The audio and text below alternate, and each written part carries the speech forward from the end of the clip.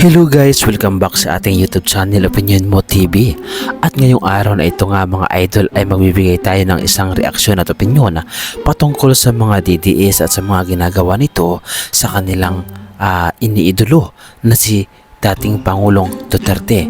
At kahit nga ito nga mga idol ay nakakulong na sa kulungan sa dahig sa Netherlands, ay patuloy pa rin ang kanilang suporta at gumagawa pa sila ng mga imahe upang iparamdam at ipakita dito na sila ay totoong nagmamahala sa dating Pangulo. Subalit paano nga ba at paano nila ginagawa ang mga ganitong bagay?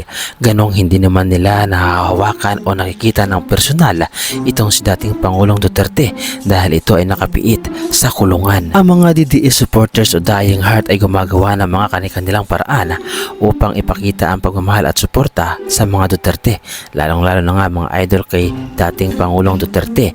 At dito nga mga idol, sa video na ito ay ating makikita ang isang ginang o isang ate na makikita natin na may hawak-hawak na aklat at binabasahan pa itong si dating Pangulong Duterte, na kung saan nga mga idol ay tila nagpapahiwatig ito ng isang pagbabanta sa mga umaakusa kay dating Pangulong Duterte. At kabilang nga sa binabasa ng ginang na ito na kung sino daw di umano ang nagagalit kay dating Pangulong Duterte ay mawawala sa mundo, na kung saan ay ito ay nakasulat sa kanyang binabasa, na para bang ipinapakita ng ginang na ito na si dating Pangulong Duterte ay parang hari sa kanila o parang isa na ring Panginoon, na kung saan ay kulang na lamang ay sambahin. Narito at pakinggan ninyong mabuti mga idol kung ano ang nilalaman ng kanyang binabasa.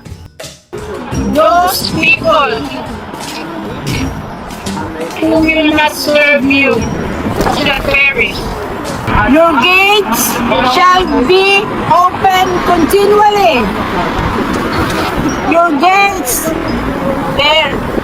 Marami nga mga idol ang tila nagsasabi na tila nababaliw na itong siginang na ito, na kung saan ay karton ang kanyang binabasahan. Kaya naman sa mga ipinapakita ng mga taga-suporta ni dating Pangulong Duterte ay marami ang nagsasabi na nasisiraan na nga ng bait ang mga taga-suporta ng mga DDS dahil sa mga ganitong klaseng aktibidad na tila ba nasisiraan na ng bait.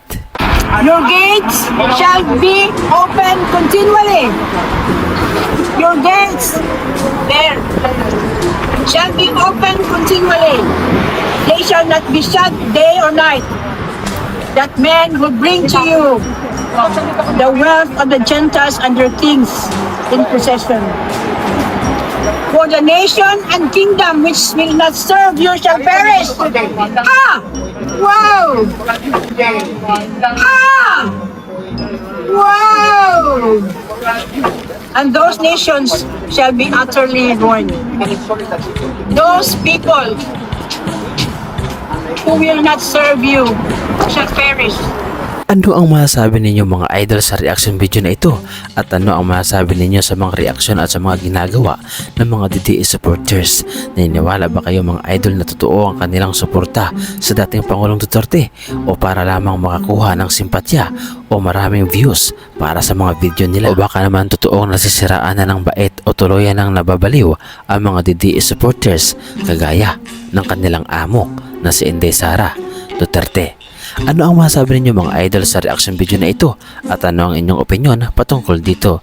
Ibahagi nyo naman mga idol ang inyong reaction at opinion sa ating comment section.